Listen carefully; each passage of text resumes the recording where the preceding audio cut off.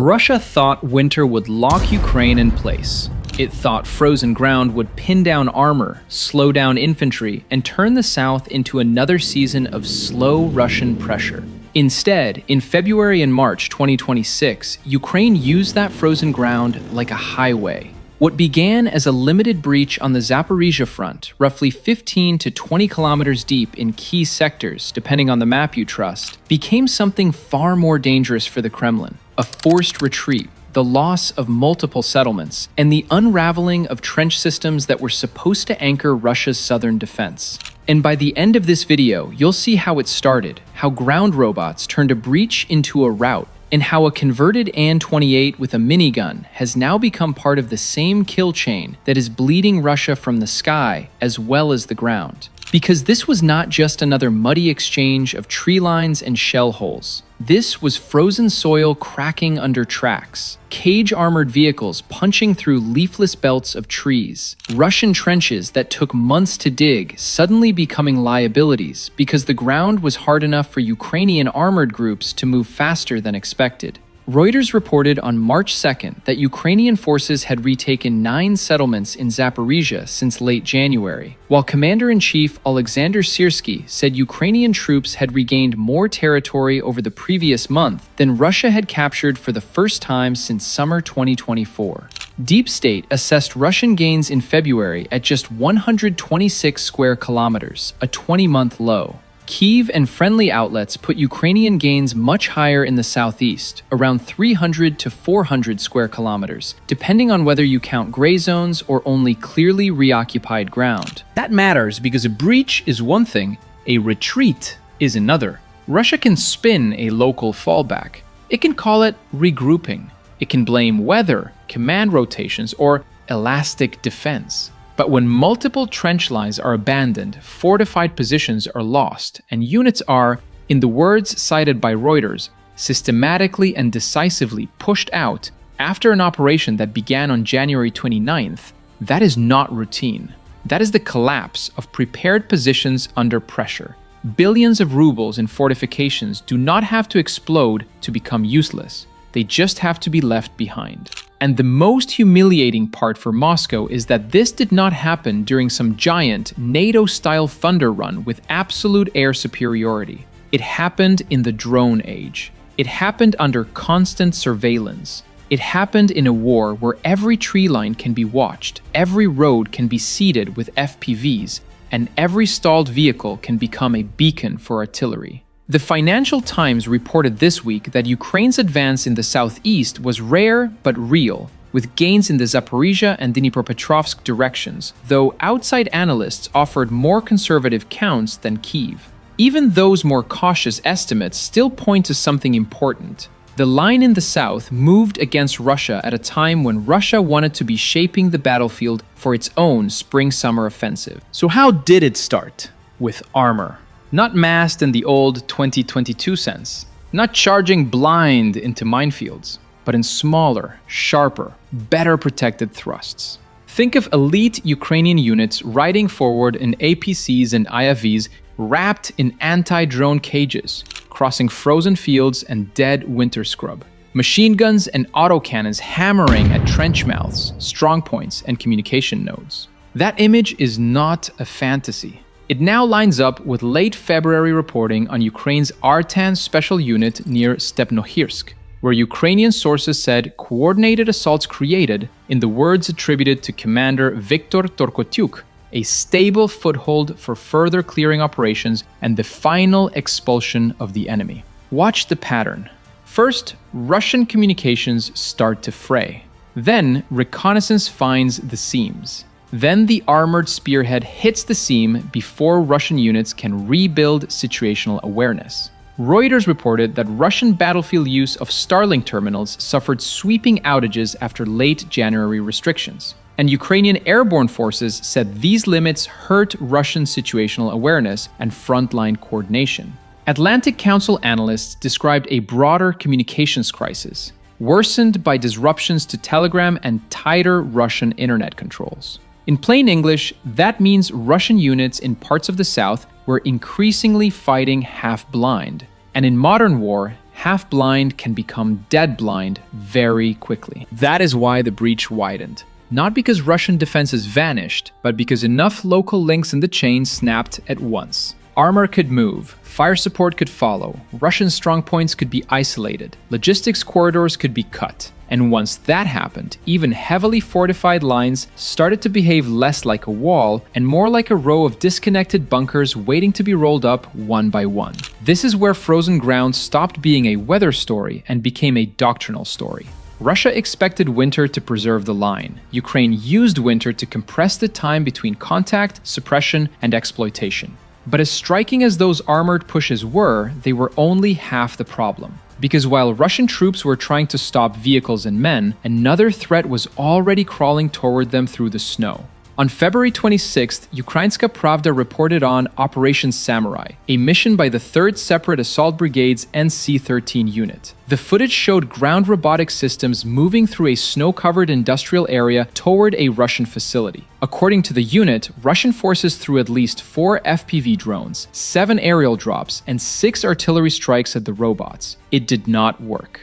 2 robots maneuvered through the attacks, reached the target, and delivered their explosives. Then came the explosion. Thick smoke. A Russian ammunition site is going up in a blast big enough to announce itself to the whole sector. That single sequence tells you almost everything about the economics of this war. Russia burned expensive munitions trying to stop a pair of relatively cheap robotic attackers. It spent time, ammunition, drone sorties, and artillery attention on machines. And then it still lost the depot. These little machines were like poisonous insects gnawing at the nerve endings of a much bigger army. In real 2026 reporting, that metaphor now feels almost too polite. These things are not just annoying, they are cost-imposing systems. They force a larger army to waste more to protect less. And that is why this matters beyond one viral strike. Defense Minister Mikhailo Fedorov said more than 7,000 missions involving ground drones were carried out in January 2026 alone, most of them logistical. That number is easy to glide past. Do not. 7,000 missions means robots are no longer a sideshow. They are becoming routine muscle tissue for the Ukrainian front. Ammunition runs, food, water, battery resupply, casualty evacuation, route probing, fire support. The spectacular strike gets the headline. The quiet repetition is what changes the war. And the robots themselves are maturing. Ukrainska Pravda's February 2nd report described how Ukrainian troops are now integrating machine gun-armed ground systems into combat planning, while also wrestling with doctrine and coordination. The basic battlefield split is becoming clearer. One family of systems is built to fight. Machine guns, grenade launchers, thermal cameras, laser rangefinders. The other is built to survive, routes that would kill a human team. Carrying supplies, pulling back wounded, hauling equipment, sometimes serving as remote launchers for other drones. Ukraine is not replacing infantry. It is replacing the most disposable jobs that used to consume infantry. That is where the droid TW-12.7 comes in. Reporting from The Telegraph, Business Insider, Ukrinform, and Defense Matters describe the DevDroid-built tracked system holding a frontline position for 45 days under NC-13 control. 45 days. A machine gun robot taking trench duty that would once have demanded exhausted men rotating through a death funnel. Commander said it repeatedly answered calls for fire and suppressed Russian attempts to move through the sector. That is not science fiction. That is a robot acting as a stubborn, sleepless, emotionless sentry on one of the ugliest battlefields on Earth. And there is a psychological edge here that is hard to overstate. Imagine being a Russian infantryman in a frozen trench line at night. You hear tracks. Not a tank. Not quite. You wait for the hesitation that humans have. The pause. The bad angle. The fear. It never comes. What is approaching feels no cold, no exhaustion, no panic. It watches through thermal optics. It does not flinch at near misses. It can be turned around, sent back out, or written off by a commander who would never throw away a trained soldier so casually. That changes the psychology of contact. You are no longer facing only men. You are facing metal that does not care. And this robotic ecosystem is getting broader. SBU special operations footage published in January showed droid TW-12.7 systems moving supplies under fire, evacuating a captured Russian soldier, and engaging Russian troops with onboard weapons. Other Ukrainian units have shown UGVs evacuating wounded personnel from areas where even armored vehicles can no longer reliably pass, because FPVs now dominate the route. This is the part many people miss. Ground robots are not just about killing. They are about preserving tempo.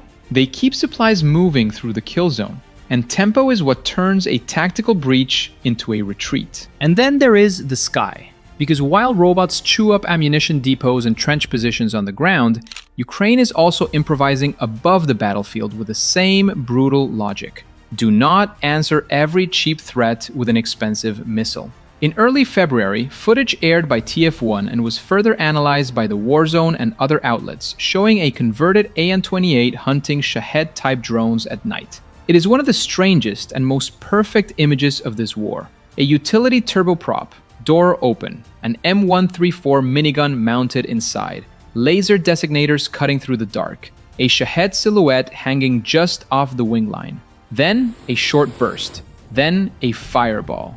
Not a sleek billion-dollar answer, a practical one. A flying anti-drone ambush. The details make it even better. According to reporting tied to the TF1 segment, the crew shot down 5 drones on the night shown, and that crew had already racked up well over 100 intercepts overall, with some reports putting the aircraft's visible kill marks close to 150. The Warzone confirmed the presence of multiple kill markings and the M134 fit. Other reporting noted that the crew works visually, is vectored toward likely drone corridors by controllers, and only opens fire over fields or forests rather than populated areas. In other words, this is not a gimmick. It is a disciplined, controlled way to turn cheap gunfire into air defense. And that matters because Russia kept trying to bludgeon Ukraine's energy system over the winter. Reuters reported that on February 7th alone, Russia launched more than 400 drones and about 40 missiles at Ukraine's energy sector.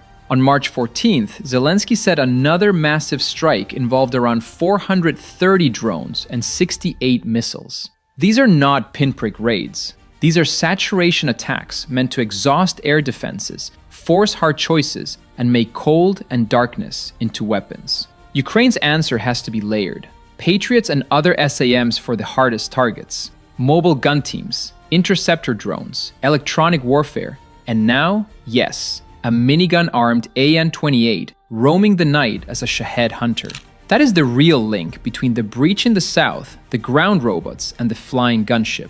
Cheap systems are not replacing everything. They're making everything else more survivable. Every Shahed killed by bullets is a missile saved. Every supply run done by a ground robot is a soldier not exposed. Every Russian ammo dump destroyed by a robotic strike is one less source of fire hitting the breach. This is not random improvisation anymore. It is starting to look like a coherent wartime method. Now zoom out.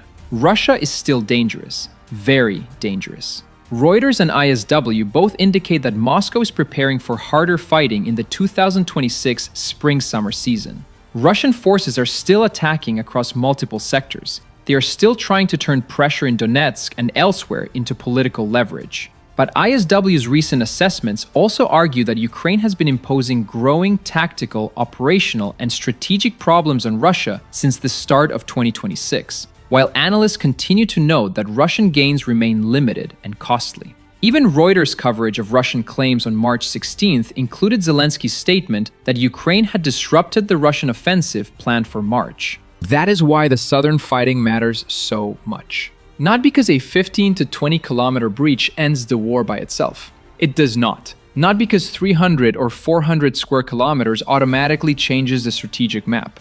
It does not. It matters because it shows a model. Freeze the ground, break local communications, use elite mechanized groups to punch in, use drones to isolate, use robots to keep pressure on the rear, use cheaper air defense tricks to preserve expensive interceptors, make every Russian attempt to stabilize a line cost more time, more ammunition, and more men than Moscow can comfortably afford. That is how billion-dollar plans get broken by smaller, smarter systems. And this is where the land bridge starts to feel less permanent than the Kremlin wants the world to believe. Not dead, not yet, but under a kind of pressure that is far more modern than the trench maps suggest. Russia built for attrition. Ukraine is trying to make attrition unaffordable. Russia dug lines. Ukraine is attacking the logic of the lines. Russia launches hundreds of drones at transformers and cities. Ukraine hunts some of them with a repurposed cargo plane and starts saving the missiles it will need later. One side is spending mass, the other is spending imagination. So what started as a 20-kilometer breach in frozen mud has turned into something bigger. A forced retreat in parts of the south, a proof of concept for robotic ground warfare, and a warning that even the air war is now being bent by Ukrainian improvisation. Putin is not just facing shortages of men or machines. He is facing a battlefield that punishes rigidity. A battlefield where a trench line can collapse because the enemy moves faster over frozen soil than expected. Where an ammunition depot can vanish because 2 robots got through. Where a drone corridor can become a hunting ground for an aircraft that looks like it belongs in another century. And that is what to watch next. Can Russia counter the robot layer with better jamming, better sensors, and more disciplined local defenses? Can Ukraine replicate the southern model across other sectors without overextending elite units? Can the An-28 idea scale, or will interceptor drones and mobile gun teams absorb more of that mission?